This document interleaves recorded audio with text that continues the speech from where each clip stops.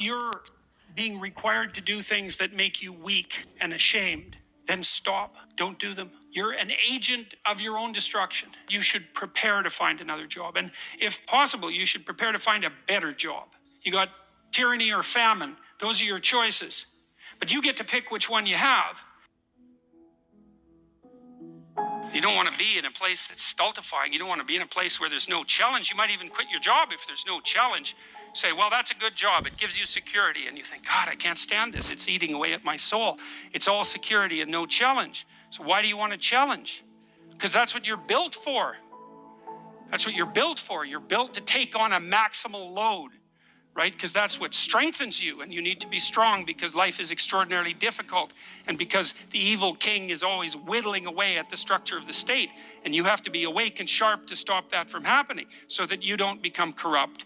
And so that your family doesn't become corrupt, and so that your state doesn't have to become corrupt. You have to have your eyes open and your wits sharp and your words at the ready. And you have to be educated, and you have to know about your history. And you have to know how to think, and you have to know how to read, and you have to know how to speak, and you have to know how to aim, and you have to be willing to hoist the troubles of the world up on your shoulders. If you watch yourself, you say, well, I had a particularly good day at work. And what does that mean?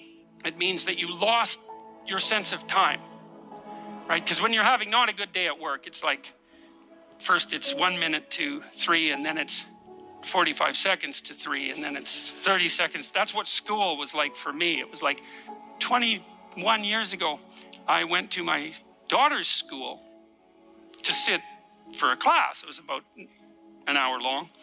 And I was sitting there, and the teacher had all the kids on the floor and was having some of the kids read to the others, and some of the kids who were reading couldn't read at all.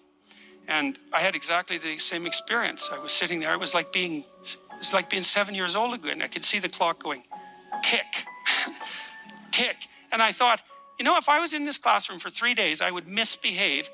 40 years old, I would misbehave exactly like I did when I was 6. No. Well, that's